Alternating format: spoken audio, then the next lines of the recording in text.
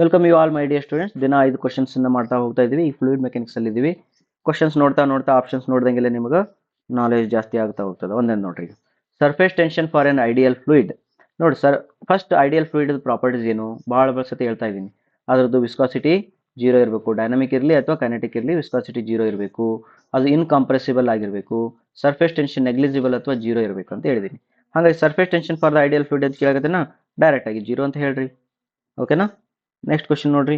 Which of the following is not true about the density of the gas ಅಂತ ಕೇಳ್ತಾನೆ. Okay, density of the gas ಏನಾಗ್ತದೆ ಗೊತ್ತಾ? Water ಬೇರೆ ಆಗ್ತದ. ವಾಟರ್ನ ನೀವು ಕಾಂಪ್ರೆಸ್ ಮಾಡಕ್ ಬರಲ್ಲ. Water is what? ಇನ್ಕಾಂಪ್ರೆಸಿಬಲ್. ಅಥವಾ ಲಿಕ್ವಿಡ್ಸ್ ಏನದವಲ್ಲ, ಲಿಕ್ವಿಡ್ಸ್ ಆರ್ ಇನ್ಕಾಂಪ್ರೆಸಿಬಲ್ ಇರೋದ್ರಿಂದ ಅವುಗಳ ಡೆನ್ಸಿಟಿ ಚೇಂಜ್ ಆಗೋದಿಲ್ಲ. ಅರ್ಥಾಯ್ತಾ? Okay, but air is compressible ಇರೋದ್ರಿಂದ, ಏರ್ ಕಾಂಪ್ರೆಸ್ ಇರೋದ್ರಿಂದ ನೀ ಕಾಂಪ್ರೆಸ್ ಮಾಡಿದಿ ಅಂತಂದ್ರೆ ಅದರದ್ದು ಡೆನ್ಸಿಟಿ ಜಾಸ್ತಿ ಆಯ್ತು. ಯಾಕೆ? ವಾಲ್ಯೂಮ್ ಕಡಿಮೆ ಆಗ್ತದೆ. ಡೆನ್ಸಿಟಿ ಈಕ್ವಲ್ ಟು ಫಾರ್ಮಲ್ ಏನೈತಿ? ಮಾಸ್ ಬೈ ವಾಲ್ಯೂಮ್ ಅದ ಅಥವಾ ವೇಟ್ ಬೈ ವಾಲ್ಯೂಮ್ ಅದ. ನೀ ಕಾಂಪ್ರೆಸ್ ಮಾಡಿದ್ರೆ ವಾಲ್ಯೂಮ್ ಕಡಿಮೆ ಆಗ್ತದ, ಡೆನ್ಸಿಟಿ ಜಾಸ್ತಿ ಆಗ್ತದೆ. ಹಾಗಾಗಿ ಏನು ಹೇಳಿದ್ರು ಅವರು? Not dependent. Proportional to pressure. ಹೌದು, ಪ್ರೆಷರ್ ಜಾಸ್ತಿ ಮಾಡ್ದಂಗೆಲ್ಲ ಏನಾಗ್ತದ?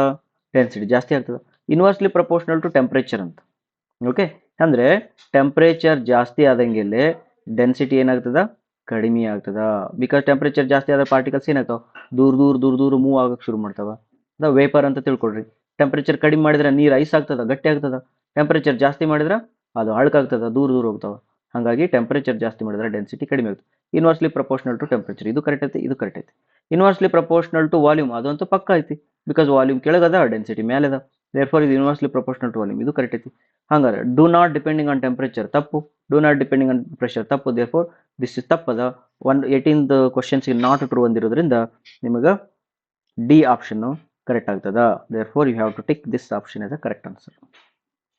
Next, the stable equilibrium is achieved in the floating body when. ಇದು ಗೊತ್ತಲ್ಲ ನಿಮಗೆ?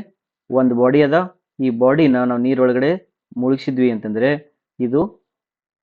ಇದ್ರೊಳಗಡೆ 2 ಪಾಯಿಂಟ್ಸ್ ನೀವು ನೋಡ್ತೀರಿ. ಒಂದು, ಈ ಎಂಟೈರ್ ಬಾಡಿದು ಸಿ ಜಿ ಇರ್ತದ, ಎಂಟೈರ್ ಬಾಡಿದು ಒಂದು ಸಿ ಜಿ ಇರ್ತದ, ಪ್ಲಸ್ ಇನ್ನೊಂದು ಏನಿರ್ತದ, ಇದು ಎಷ್ಟು ಬಾಡಿ ನೀರೊಳಗೆ ಮುಳುಗ್ಯದಲ್ಲ ಆ ಮುಳುಗಿದ ಬಾಡಿಯ ಸಿ ಜಿ ಇರ್ತದ. ಈ 2 ಸಿ ಜಿ ಅದು ಅಂದ್ರೆ ಇದಕ್ಕೆ ಏನಂತಾರೆ? ಇದಕ್ಕೆ ಸೆಂಟರ್ ಆಫ್ ಬಯಾನ್ಸಿ ಅಂತಾರೆ, ಇದಕ್ಕೆ ಸಿ ಬಿ ಅಂತಾರ. ಈ ಸೆಂಟರ್ ಆಫ್ ಗ್ರಾವಿಟಿ ಅಂತಾರೆ, ಇದಕ್ಕೆ ಸಿ ಜಿ ಅಂತಾರೆ. ಓಕೆ, ಸ್ವಲ್ಪ ಏನಾದ್ರೆ ನೀವು ಆಸಿಲೇಷನ್ ಫೋರ್ಸ್ನ ಅಪ್ಲೈ ಮಾಡಿದಿ ಅಂತಂದ್ರೆ ಅವಾಗ ಇದು ಏನಾಗುತ್ತೆ? ಆಸಿಲೇಟ್ ಆಗಕ್ಕೆ ಶುರು ಆಗುತ್ತಾ. ಅಬೌಟ್ ಒನ್ ಪರ್ಟಿಕ್ಯುಲರ್ ಆಕ್ಸಿಸ್ ಇದೇನಾಗ್ತದೆ? ಆಸಿಲೇಟ್ ಆಗಕ್ಕೆ ಶುರು ಆಗ್ತದೆ. ಆ ಆಕ್ಸಿಸ್ಗೆ ಮೆಟಾ ಸೆಂಟರ್ ಅಂತ ಕರೀತಾರೆ. ಬಾಡಿ ಸ್ಟೇಬಲ್ ಇಕ್ವಿಲಿಬ್ರಿಯಂ ಇರಬೇಕಿತ್ತಂದ್ರೆ ಈ ಮೆಟಾ ಸೆಂಟ್ರು ಈ ಗ್ರಾವಿಟಿಗಿಂತ ಮೇಲ್ಗಡೆ ಇರಬೇಕು. ಇಲ್ಲೈತಲ್ಲ ಗ್ರಾವಿಟಿ ಕೆಂಪು ಕಲರ್ ಅದ, ಕೆಂಪು ಕಲರ್ಗಿಂತ ಮೇಲ್ಗಡೆ ಇತ್ತಂದ್ರೆ ಇದು ಸ್ಟೇಬಲ್ ಅಂತಾರೆ. ಹಂಗಾರೆ ಆಪ್ಷನ್ಸ್ ನೋಡಿ. Centre of gravity is below the centre of buoyancy. ಇದು ರೇರ್ ಕೇಸ್ ಒಳಗೆ ಆಗ್ತದೆ, ಆಗಂಗಿಲ್ಲ. Meta centre is above the centre of gravity. Correct option ಅದ. Meta centre is below the centre of gravity ತಪ್ಪದ. Metacentric height is 0 ಅಂತಾರೆ, ತಪ್ಪದ. ಈಗ ನಾನು ನಿಮ್ಗೆ ಹೇಳ್ತೀನಿ ನೋಡು. ಇದಕ್ಕೆ ಸ್ಟೇಬಲ್ ಇಕ್ವಿಲಿಬ್ರಿಯಂ ಅಂತಾರ, ಇದಕ್ಕೇನಂತಾರ? ಸ್ಟೇಬಲ್ ಇಕ್ವಿಲಿಬ್ರಿಯಂ ಅಂತಾರ. ಇದಕ್ಕೆ ಬರ್ಕೊಡ್ರಿ, ಇದಕ್ಕೆ ಅನ್ಸ್ಟೇಬಲ್ ಇಕ್ವಿಲಿಬ್ರಿಯಂ ಅಂತಾರ, ಇದಕ್ಕೆ ನ್ಯೂಟ್ರಲ್ ಇಕ್ವಿಲಿಬ್ರಿಯಂ ಅಂತಾರ.